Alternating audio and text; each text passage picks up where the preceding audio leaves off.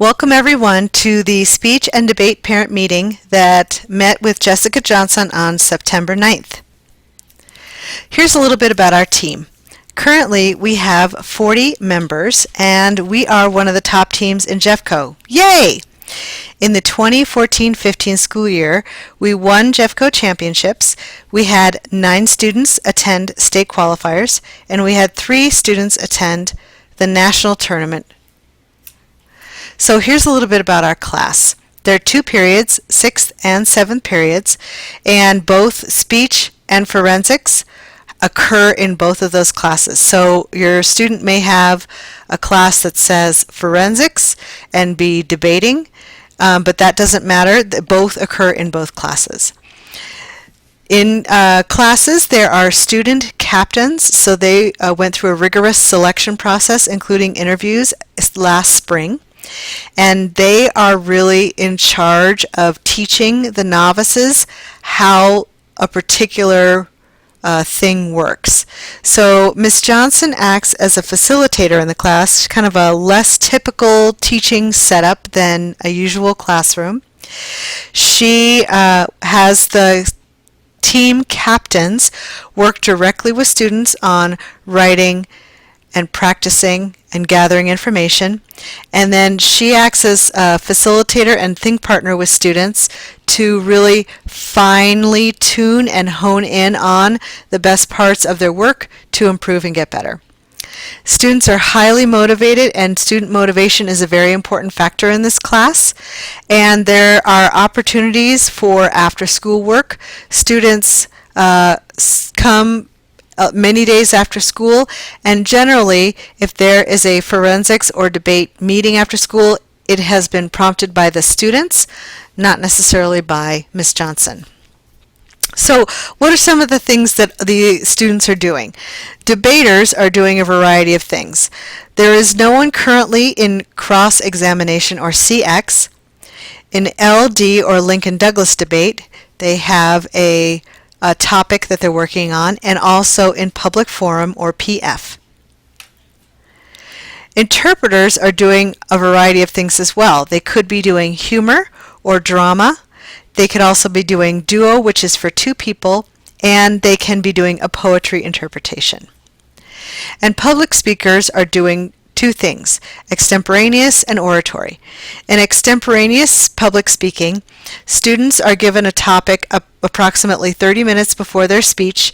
They have to write a completely original argument and then deliver that argument inside of an hour. So they are researching, writing, and delivering a speech that they haven't practiced at all.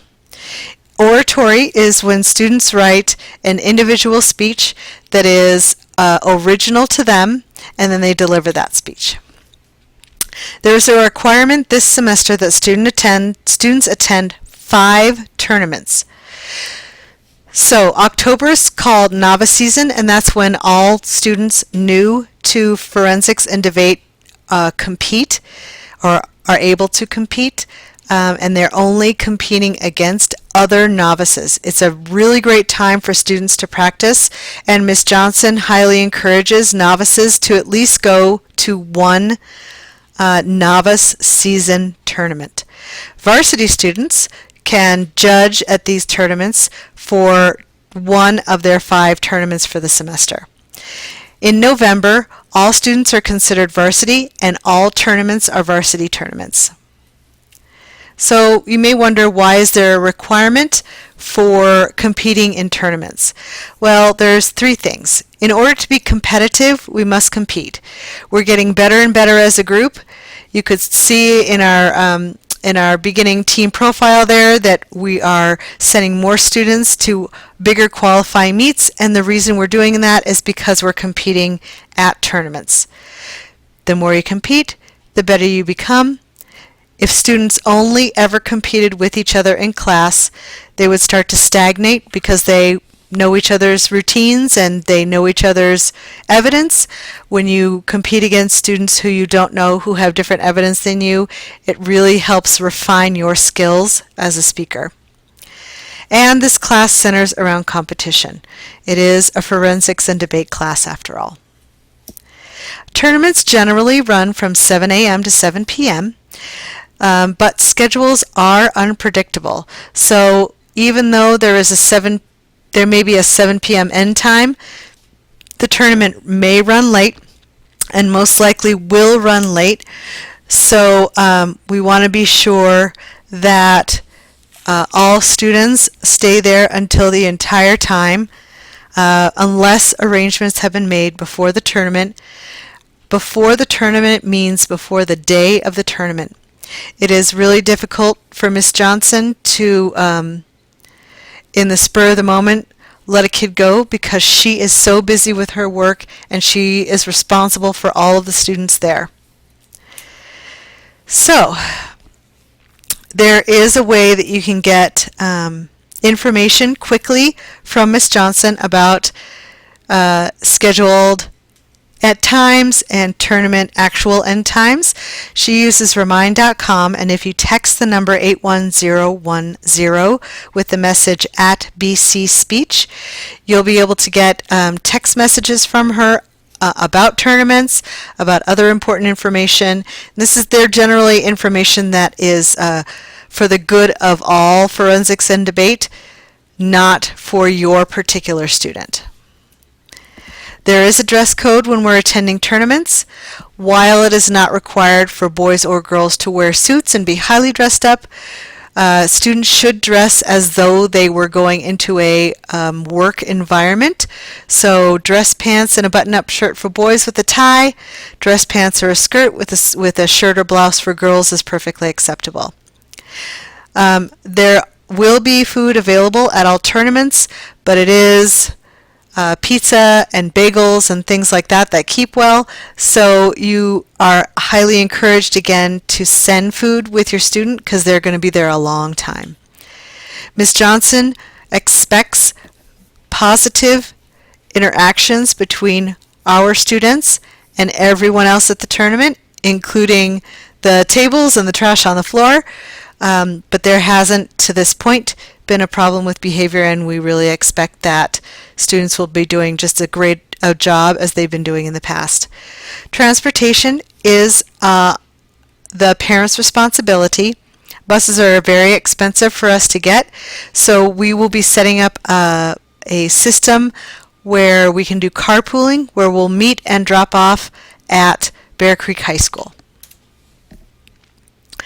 Tournament sign-ups are a student's responsibility, and there is a sign-up sheet in Ms. Johnson's room. Students sign up by hand to make it like a contract, because if a student drops a tournament after they've been registered, there is an average $20 drop fee, which will be given back to the student to pay before they can attend another tournament. Last year, there were approximately $400 in drop fees, which is a lot of money for us to pay, and we want to show the best that we can be, and a bunch of students dropping tournaments does not look good for us. 70% of students' grades is tournament grading. An A is not dependent on winning your rounds. The grade is really more about experience than winning. So it's about their learning, their behavior, and their support of their team. Ms. Johnson generally is in a variety of places and not sitting with students at the desk. She's in the tabulation room scoring student rounds. She's at the judges table getting judges ready to go to their rounds, and she's also judging. So she is very busy during a tournament. So it's real important that kids know where they are and that Ms. Johnson knows that the kids are where they are. We will be hosting a couple of tournaments this year, which is a very exciting fundraising opportunity for us. Our first opportunity is a novice tournament at Lakewood High School, October 24th. You'll be receiving an email in a week or so about donations for the concession stand. Concession stand is a fantastic moneymaker for our team. Last year we hosted a very small tournament and made over $400, so we expect with these two hosting opportunities that we'll be able to fundraise a fair bit of money, which is great for us and also lowers our costs. We'll be doing a 2-day state qualifier tournament, so our concession stand is going to be big, and we're going to also need help with judges and coach hospitality.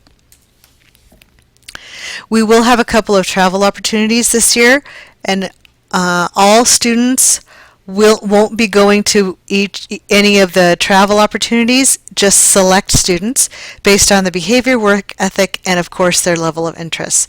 Parents are always welcome to attend. We'll have one going to Wyoming, which is a 2-day tournament and super fun.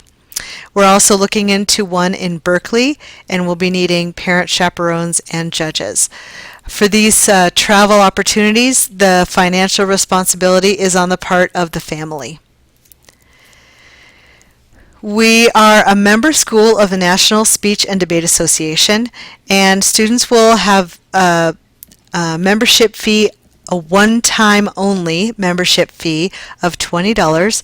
There are a lot of benefits to this in terms of the way it looks on their resume, the way it looks when they apply to schools, and it also allows them to compete at the national level if they go to nationals. So where does our money come from? We get some money from student fees, but most of the money for all the things that we do comes from fundraising opportunities. We'll have several of those on top of the concession stand work that we'll be doing this year, and you'll be receiving emails from a gal named Max soon. So what do we spend our money on? So tournaments themselves cost an average of $10 per student. So the average tournament costs us $300 depending on the number of students that attend the tournament. We attend a total of about 24 tournaments in a year, which costs us around $7,000. So in tournament fees alone, that's a big chunk of the money that we spend. We also have team supplies like subscriptions and the annual Speech and Debate Association fee and scripts, and we also have supplies, paper, pencil, and highlighter supplies like that. So last year, the students that were taken to national cost approximately $2,000. So if the more money we raise for that, the less families will have to pay to send their students to nationals as well. The travel tournaments cost money, obviously. The overnight was about $50 per student, and we're looking at Berkeley to be approximately $600, and that's with all the food and travel and hotel expenses. And the more money we can earn through fundraising, the better off we'll be, and the less we'll have to pay for Berkeley. So how can you help? There are so many ways. One huge way for you to help is to judge a tournament. Now, you are never obligated to stay for a full tournament, which would be 3 rounds, semifinals, and finals, depending on the size of the tournament. If you wanted to come and judge 1 round, that's about 2 hours, it would be fantastic. We will be offering some trainings in October if you're nervous about never having judged before. And just so you know, a fabulous $8 per round fee will be given to you as earnings for judging, and you can either take that, go grab yourself a Starbucks, or you can turn it around and give it back to the team so that it helps pay for our entry fees.